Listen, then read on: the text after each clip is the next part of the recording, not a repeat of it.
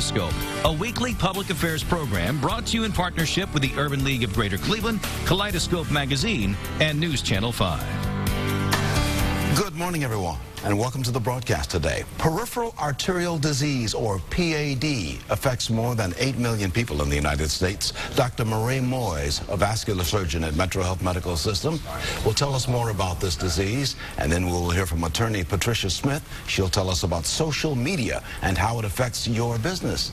Later in the broadcast after that, Kristen Warzoka will update us on the services provided by the Cleveland Food Bank. Good morning. It is a good morning indeed. I'm Leon Bibb. This is Kaleidoscope. As we begin with Dr. Marie Moyes, a vascular surgeon at the Metro Health Medical Systems. Good to have you with us, Dr. Moyes. Thanks for having me on the show. Oh, my pleasure, my pleasure. Good to have you here. You're here to talk about something called peripheral arterial disease, or PAD. What is that? Peripheral arterial disease, PAD, is a condition that affects the large blood vessels in your body outside of your heart and your brain. So it affects the blood vessels that go down to your legs, to your arms, and that feed your brain. What are the symptoms? How do we see it manifest itself? Well, peripheral arterial disease is mediated by atherosclerosis, which is basically hardening of the arteries that can lead to narrowing of the arteries or blockages. So what that ultimately leads to in the lower extremities is pain with walking. Yeah, now many of us are familiar with that phrase, hardening of the arteries. Correct. I've heard that ever since I was a little boy. The older folks in my family were always talking about hardening of the arteries. What happens when the arteries do that? So when the arteries get hardened, they start to narrow, and eventually they completely obstruct. And so that prevents blood flow from getting down to your legs or to your arms. And what happens is you're walking, your muscles are asking for more oxygen, more blood from your heart starts to pump, but the blood can't get past those blockages or those narrowings, and so you develop pain, cramping in the legs, usually after a short distance. When you stop to rest, your muscles don't need the blood and oxygen, the pain goes away, but then recurs again, usually about the same distance. Can we lose those limbs if we don't treat this? Right. If you don't work to modify the risk factors that cause atherosclerosis to begin with, the symptoms can progress and it can lead to amputations, or it can lead to non-healing wounds. You deal with this on a daily basis as a vascular surgeon at Metro Health Medical Center. Correct. Yeah. I see patients who come in with pain with walking, and it prevents them from going to the grocery stores. It prevents them from working. I also see people with sores on their feet that are not healing after 2-3 weeks. Okay. Now the $64,000 question, what can we do to prevent this or to treat this? Well, prevention is key. You want to modify the risk factors that cause it, one, to prevent it, and also two, to prevent it from getting worse. One of the key things is to stop smoking. We hear a lot about smoking, how it affects the lungs, but smoking is toxic to the blood vessels as well. While we're on that subject of smoking, nothing good comes from smoking, does it? No, nothing good. I mean, people used to think they looked cool smoking. No, and we're not advertising the cigarette cool, but they used to think they looked cool, but you didn't even look cool. No, no. Smoking can only it leads to cancers, lung disease, peripheral arterial disease. So what does tobacco smoke do to the arteries in our systems? It actually does the same thing that high cholesterol does. It actually causes the plaque buildup within the arteries, which causes them to harden, to become stiffer, and to eventually narrow and to block. Yeah. So what is your suggestions? What do you tell your parents when they come in and they see you and you talk about lifestyle changes? Where do you begin with lifestyle changes? So to prevent peripheral arterial disease, or if you have it, to prevent it from getting worse, stop smoking, control your diabetes, keep your blood sugar in the 100 range, controlled blood pressure, looking for a goal blood pressure of 120s to 80s, and also to exercise. Exercise helps to keep the blood flowing, and also helps to keep your arteries more compliant, less stiff. You tell young people to begin exercising at a young age? Always. And continue to do that on through life. If you exercise in your 20s and your 30s and continue, that will help you in your 70s, 80s, 90s? Right. Exercising also helps to, another key component of preventing peripheral arterial disease, atherosclerosis, is to maintain your your cholesterol. Yeah. So and the exercise folks, works to do that. So the people you explained, that some of these people are at higher risks because of lifestyles. When we talk about lifestyles, how do we get people to change the lifestyle? What do you tell people who say, well, I've been smoking this long and it's so hard to quit, or I've never exercised before, but now I've got a weight problem and I've got PAD, peripheral arterial disease? What do you tell them? I tell them to think about the activities that they like to do. One thing, people always like to remain independent. Mm-hmm. I tell them that if you have limits in your walking, or you have a wound in your leg that makes it painful to walk, it limits your independence. I also tell people to focus on the people in their life. I said, don't you want to be there for your grandkids, for your children? You know, isn't being there for your family and keeping independent more important than that cigarette? Mm-hmm. You and I were chatting before we started doing the broadcast, and you told me that you've wanted to be a medical doctor ever since you were 4 years old, I think. What was it about medicine that intrigued you at that early age, and what keeps you in medicine? Well, I have a number of family members in medicine, and I was inspired by them. And what keeps me is people that I work with every day. I love to tell people how to live healthier lives, mm-hmm. and people are receptive to it. They want to be healthier. They want to feel good. They want to continue to have energy, and I love to be able to tell people how to do that. That would be your bottom line, too. That would be the thought that you would leave us with, is about living a healthy life all the way through, and staying away from things that are bad for us, like tobacco and too much drink and all of that kind of thing. Right, and with particularly with respect to peripheral arterial disease.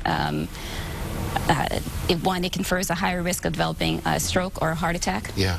So that's one important thing to keep in check. And two, it limits your lifestyle in terms of wounds and also the pain of walking. Dr. Marie Moyes is a medical doctor, vascular surgeon at Metro Health with the Metro Health System. And you can get more information on everything we're talking about if you make a contact to the website you see on the bottom of the screen, which is metrohealth.org. Metrohealth.org.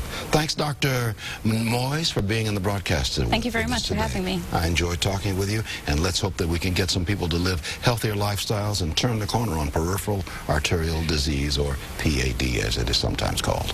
Thank you so much. Thank you. Okay, I'm going to take a break in just a moment. Coming up, we're going to talk about social media and how it impacts and affects your business. I'm Leon Bibb. We call ourselves Kaleidoscope. Back shortly. Welcome back to Kaleidoscope. Good to have you with me today. Social media has become a major part of our daily lives. Attorney Patricia Smith of Frasina & Smith, the law firm, will explain how social media can affect your business. Good to have you with us, Patricia Smith. Thank you for having me, Leon. We just had the doctor in the house, now the attorney is in the house. Yes. I guess we're well covered. Huh? Absolutely. Yeah. Let's chat a little bit about social media. I mean, and for those who may not understand, bring us up to speed on what you call social media.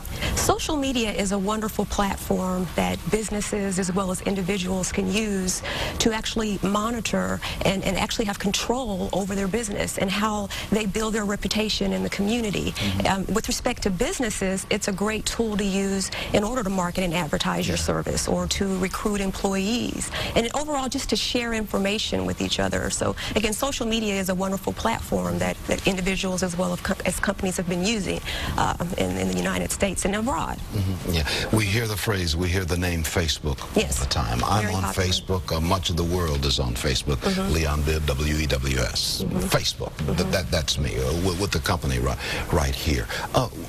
And we use it to put different things that I may be doing. My stories for the newscast, they are put on Facebook, and that kind of thing. But we're seeing an increased use of Facebook in business. Speak to that a little bit. It's actually important for businesses to have a presence and to utilize social media networks in order to get their name out there, in order to get their products and services out there, in order to engage their customers, in order to engage vendors. It's a great way for them to control how their business is being viewed in the public. One of the things that Frasina & Smith wants businesses to understand, that it's important to have a solid social media policy in place, because there's several laws, particularly that could be violated, and there's several risks that companies face with respect to intellectual property issues, invasion of privacy issues, even anti-discrimination issues can come up with respect to how social media is used in the workplace. Give me an example of some of those risks that we should be aware of as we log onto Facebook. Right. Well, one important risk I'm going to talk about would be intellectual property law. Mm-hmm. Intellectual property can include copyrights or trademarks. So companies need to basically understand that that if they have employees who are going out using another person's copyrighted material, that they could be liable for copyright infringement. If an employee or if a marketing representative for that organization is going out and they're using another company's trademark on the company's website, and there could be some issues of trademark infringement, as well as putting it out there in the public that there may be some type of endorsement, sponsorship, or affiliation with that other company. We hear people all the time saying, I just read it on Facebook, I just put it on Facebook. That stuff is out there forever, isn't it? Absolutely. Sharing information, once you put information out there, it's very hard to retrieve it and to get it back. However, for companies, if they have solid social media policies in place, the one thing that we advise our clients to do is to put together a team of individuals, ranging from marketing, from legal, from PR, as well as HR, and have a designated group to control the subject matter that is being put on social media. Have a team. With respect to your employees, again, have policies in place that basically state what you can and cannot do with respect to utilizing social media. Now, certainly my Facebook page here at WWS Television, it's run by the company. I mean, it's got my name on it, so I have to be aware that whatever I put out there has got my company's name on there. So I've got to be very careful the things I talk about, the things I say, the pictures I put on there. Absolutely. Because you are an extension of your company. At the same time, companies need to understand that just having a social media policy isn't enough. Companies need to make sure that their social media policies are within the confines of law. Again, some companies may want to use social media as a way to recruit employees, where that's permissible. That's fine, and it's a wonderful tool to use. However, when an employer is in a position where they're utilizing social media in order to make a decision about a prospective employee based on race, religion, gender, ethnicity, then of course that's a problem and that's a violation of law. So it's really important for employers to understand the proper use of social media and having a plan of action in place and communicating that to their employees, and also having training and education workshops available so that they can reinforce the policies and procedures within the organization. I'm going to continue talking with you, but I want to put your phone number on the screen right now. People may want to get more information. Certainly companies, you're available, your company is available to school companies on social media. Absolutely. Our demographic would include small to mid-sized businesses, universities, business incubators, as well as startups. So again, we definitely can help a company put together a social media package as well as governance models. 330-777-0063 is the phone number for Frasina and Smith. They can reach you at Frasina and Smith, or you can go to ipcorplaw.com.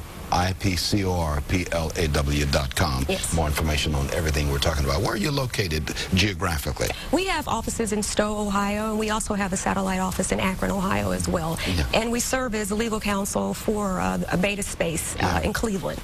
What's the best piece of advice you could give companies using social media? I've got about 30 seconds remaining. Use social media to your advantage, but make sure that you have policies and procedures in place to protect your company from liability and to retain an attorney.